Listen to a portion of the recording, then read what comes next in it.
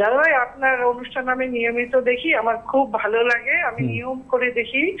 আপনার বোঝার এবং বাচন ভঙ্গি খুব সুন্দর, আমার খুব ভালো লাগে। আপনাকে আমি নিজের মানুষ মনে করি।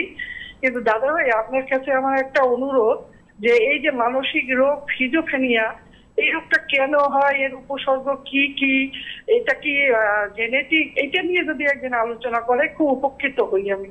আপনি আমার ওসিডির এপিসোডটা দেখেছেন? না, সেদিন আমি দেখিনি কোনো কারণে। আমি অলরেডি স্কিজোফ্রেনিয়া নিয়ে আলোচনা করেছি, আপনি একটু সোশ্যাল সাইটে দেখুন। আপনি ডক্টর দেবব্রত সেন পরম্পরা আয়ুর্বেদ ওসিডি বলে সার্চ করুন, চলে আসবে। আমার যাবতীয় ডিসকাশনগুলো সোশ্যাল সাইটে তোলা থাকে, আপনি পেয়ে যাবেন সেখান থেকে।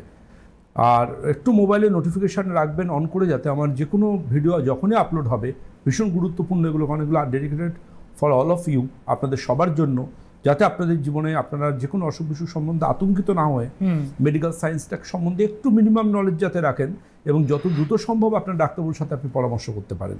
তার জন্য আজকে আলোচনাটা শুধুমাত্র আপনাদেরই জন্য কিন্তু।